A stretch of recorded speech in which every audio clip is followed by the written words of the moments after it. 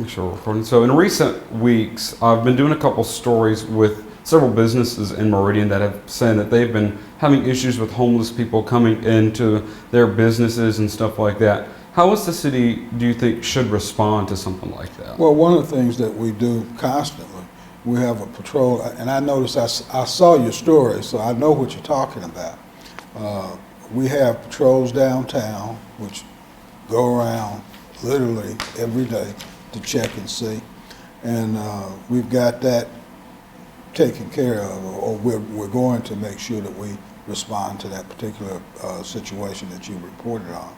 And you know, it's just laws that we have that help us respond to those kind of situations. We can't lock anybody up for just loitering. Sometimes you have to, the store owner may have to sign a warrant or something of that nature, but we just got to follow the laws, rules and regulations of society. But you know we have a homeless problem. It's a national problem. It's one that plagues every community, just like the shootings. You know, just had a shooting in Florida yesterday. So I mean, shootings are happening just like every other week or every other day. You know, but we know we got a problem and we're concerned about it, and we're trying to do everything that we can to address it. Yeah, so I had an anonymous caller after I saw this story air saying that there are some rumors that police officers are told not to kind of harass the homeless people, or maybe not to arrest them, because if they were to arrest them, and maybe have to lock them up, it would cost the city too much money. Is there any truth to that statement at all? No, but I'm gonna tell you this, and I didn't realize this till after I got in office. We don't actually have a jail, a city jail. You know, we got the county jail, which the city and county built collectively, or started a contract collectively, and so we don't really have a holding facility for them. It's something that I've been looking at and thinking about, because before, when I was a police officer, we had a jail that we would lock folks up for misdemeanors and things of that nature, and we would hold them for drunk and all of that kind of stuff. So we're in a different position today, where we don't have a facility to lock folks up, even though the county jail is there. You know, it's like I was talking to one of the folks down at your television station. I was talking to them about the curfew ordinance. We can't lock juveniles up because we don't have a place to hold them. You know, we have maybe like 2 or 3 rooms down at the police department that we utilize to maintain or detain people for a couple of days or something like that. But we really don't have a facility to lock folks up. Well, do you think, you said that maybe the city's looking at building a facility like that to maybe help with just the problems that the city has with criminals and not able to holding them? Yeah, well, we're looking at it. We're definitely looking at it, because we're exploring the possibility of having something. We hadn't cornered it yet, but we're looking at it. Because I think, and I was on the board of supervisors when the city decided to switch over and do provide services for the jail services over there. And you know, at that time, I thought that was a good idea. Now I don't think it was a good idea, you know, because it's changed the character of where we're at. Yeah, so let's go back to some of those ordinances. Now, I've spoken to some officers, and like I said, I have an anonymous source saying that at the police station, when they come amongst a homeless person that might have mental illnesses or they can see are struggling, that they are told to call Metro, and Metro is supposed to assist with that. Is that an ordinance or something, a procedure that you don't know about? It's not an ordinance that I know of, but that may be a procedure that they perform to do that, because really and truly, if they know that this person is mentally incompetent, that's probably what they need to do.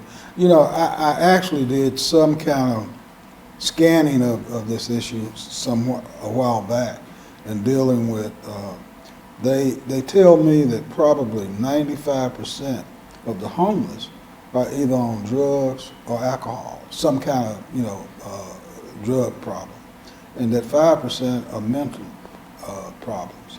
So, you know, it's kind of sort of risky out there to deal with these folks. It's unfortunate. It's an issue that we still have to deal with regardless of where we are. We've got to do something, and we're doing as much as we can now. So let's go back on some of the ordinances. Several years ago, the city council passed a panhandling law that was put into place and saying that people couldn't pass things outside of cars and inside of vehicles. Well, this source that I have says that nobody is really told to follow that ordinance. Do you know anything of that? They said that under previous administrations and previous police chiefs that they said not to do this because the city doesn't have the money to hold it. I don't have any idea of any of that information for that, but I do know that the city years ago, several years ago, in the previous administration passed that law, and the police have arrested some people in the past, but I can't tell you how many folks that they've arrested locally now, because I've seen some folks out there panhandling, you know. And I don't know that we are aggressive as we should be, but I do know that we are giving community holistically, and that we sometimes will overlook things. Because I know there's a spot that's on probably, what is that? It's out there by the Sam's Club.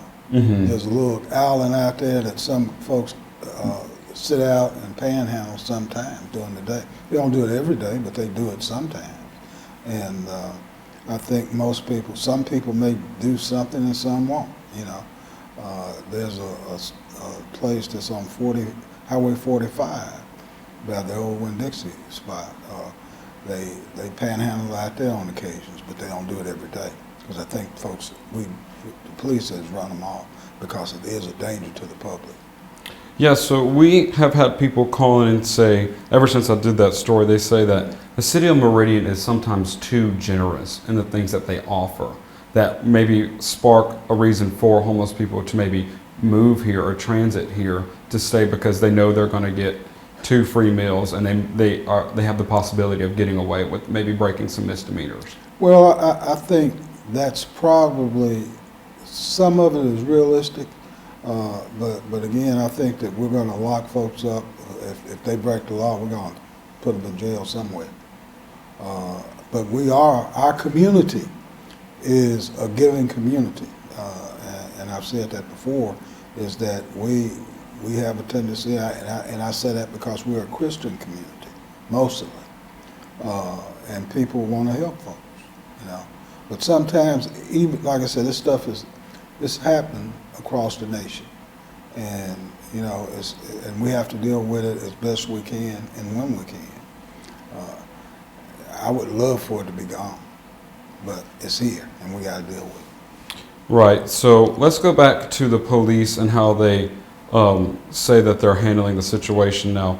I don't know if this is a rumor or a known fact, but they say that Benny Dubose was retired or resigned in 2020, but there's a city council back a while back, a city council meeting saying that he was reinstated back into the police department, and we did some research, and I found that he was still getting paid by the city through public records, that he was still getting a salary, and I just wanted to know if there's any way that is he still working for the police station in any manner? Yes, he is. He's down there as an advisor, and he's helping us police, making sure that we're doing the right things. It's just like, and I've told folks this on numerous occasions. I've got Ed Skipper that's got 37 years of city finance. I got him working up here as well. And Benny Dubose is a very competent individual. Both of those people have a wealth of knowledge that we couldn't afford to pay for. So I think it's wise to have people around you that have knowledge of issues that you can learn from. So you feel like his position, you said he's an advisor to the police station itself to help out when needed. Do you think that this is a person that needs to be there for the police station? That's kind of a tricky question, I guess. I think he's there for that purpose, and I personally appointed him there for that purpose, to be an advisor, and he's there to advise. I mean, that's just the truth. Nobody's hiding anything. All right, well, if there's anything else you would like to say about how the city is tackling this homeless problem, maybe offering some mental illness help, because a lot of these people, we've been talking with Weems about how they provide services. Is the city of Meridian planning on helping them in any way to maybe help them get back on their feet? Maybe rather than providing free things, but maybe classes or things where these people can come back and work themselves back into society and kind of work back into the society. You know, we've got some programs throughout the city that provides assistance. And some folks, you can't help somebody that don't want help. You know, and that's just plain and simple. And some of these people do not want help. We try to provide that assistance, or wherever we can, provide services to these folks. But some of them just don't want it. You can't help somebody that don't want help. It's, you know, it's just fruitless, you know. But we would love to provide that opportunity to help somebody if we can help them. We want to do that. That's what we're here for. We're here for the general public to do as much as we can, and the best that we can. So. Well, I appreciate you taking your time with me today. I know you're a busy man, but if there's anything else you'd like to say, that'd be great. Not today. All right. Thank you so much.